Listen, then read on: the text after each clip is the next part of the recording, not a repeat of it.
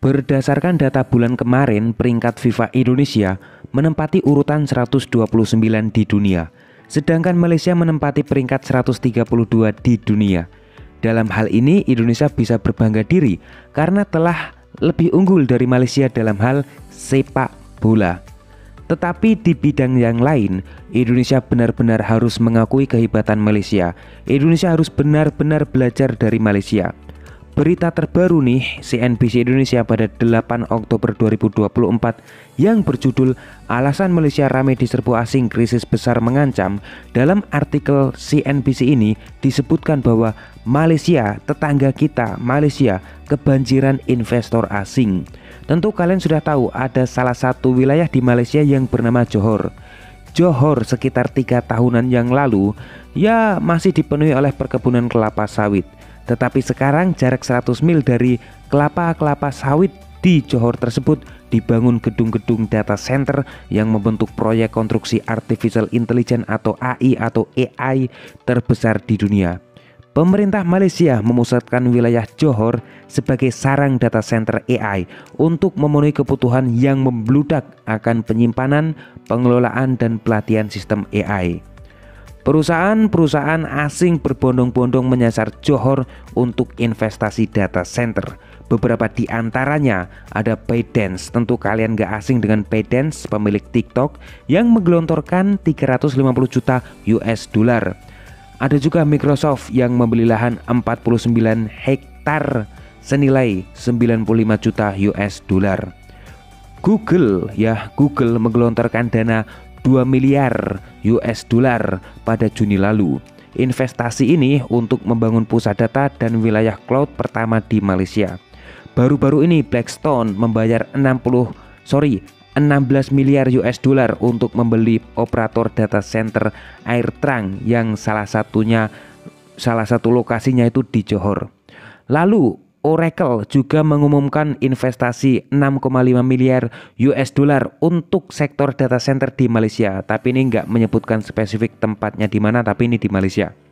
Secara keseluruhan, investasi data center di Johor yang bisa digunakan untuk AI dan komputasi cloud diestimasikan mencapai 3,8 miliar US dollar atau kalau dirupiahkan ya sekitar 59 triliun rupiah pada tahun ini ya menurut Maybank. Lalu pertanyaannya, kenapa kok investor asing tersebut pilih Malaysia? Kenapa kok enggak pilih Indonesia? Karena kan kita tahu bahwa jumlah pengguna internet kita berkali-kali lipat lebih banyak dibandingkan Malaysia. Atau mungkin kenapa kok enggak pilih Singapura? Karena kan kita tahu Singapura negaranya lebih stabil, lebih maju dari Malaysia. Ada beberapa hal yang menyebabkan investor asing lebih tertarik berinvestasi di Malaysia. Alasannya, ya karena sekarang ini kebutuhan sedang membludak dari raksasa teknologi untuk melatih chatbot, untuk mengembangkan mobil tanpa awak, serta mengadopsi teknologi AI lainnya secepat mungkin. Nah, untuk mengakomodir kebutuhan yang sangat membludak itu, mereka membutuhkan data center yang mencakup ribuan chip komputer. Infrastruktur itu membutuhkan kapasitas listrik yang sangat besar dan sumber daya air untuk pendingin yang sangat besar. Virginia Utara selama ini dikenal sebagai pasar data center terbesar di dunia karena kapasitas listrik, lahan, dan air yang mumpuni. Namun suplainya makin tergerus.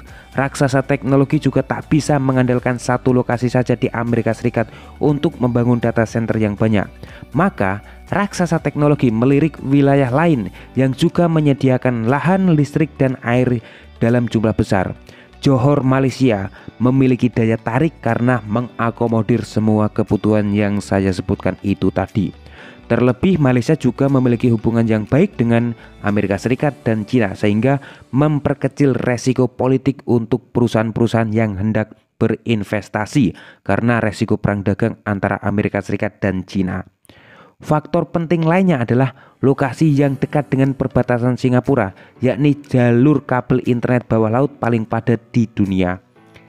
CEO Princeton Digital Group, Rangu Salgem, mengatakan Banyak perusahaan yang sebelumnya membangun data center di Singapura karena interkonektivitas yang tersedia. Namun pada tahun 2019 Singapura yang padat populasi memberlakukan moratorium yang mempersulit pembangunan data center. Hal ini dipicu penggunaan energi yang berlebihan di negara Singapura.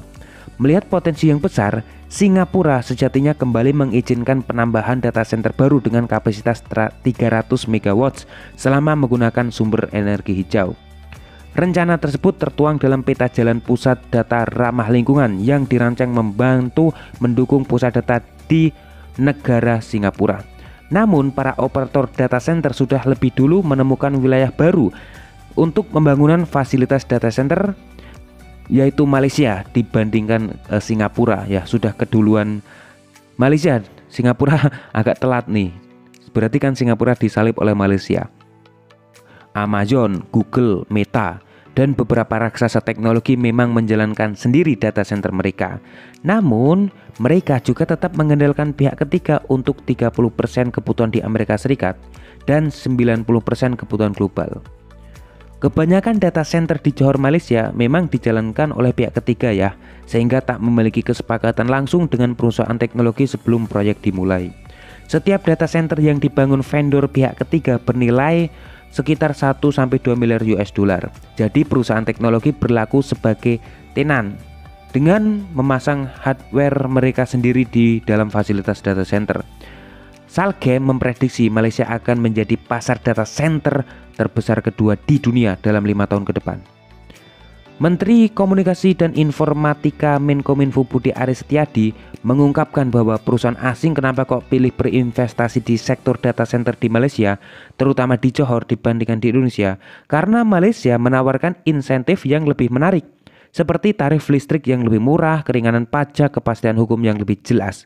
Meskipun Indonesia memiliki potensi pasar yang besar, sektor data center di Indonesia hanya diproyeksikan mendapat investasi yang sangat-sangat sedikit dibandingkan Malaysia, yaitu 634 juta US dollar pada tahun 2024. Budi Ari menekankan pentingnya menggunakan tarif listrik bagi data center di Indonesia agar lebih kompetitif. Budi juga menyoroti perlunya menciptakan iklim investasi yang lebih ramah bagi perusahaan asing dengan memberikan insentif yang kompetitif ya. Tentu menyebut bahwa Indonesia memiliki populasi besar dan sumber daya energi terbarukan yang melimpah, namun hambatan investasi harus diatasi agar Indonesia menarik investor, agar Indonesia seperti Malaysia tuh investornya datang bondong-bondong besar-besar. Tetapi Malaysia jangan senang dulu ya, karena ada bahaya yang mengancam Malaysia. Infrastruktur data center yang mencakup ribuan chip komputer membutuhkan kapasitas listrik dan sumber daya air untuk pendingin yang sangat besar. Pemerintah Malaysia harus bisa menyiasati hal tersebut. Jangan sampai karena digunakan untuk infrastruktur data center malah membuat Malaysia kelangkaan listrik dan air. Ini kan berdampak juga untuk kehidupan masyarakat di Malaysia. Itu saja yang dapat saya sampaikan pada kesempatan kali ini. Jika ada komen silahkan tulis di kolom komentar. Terima kasih.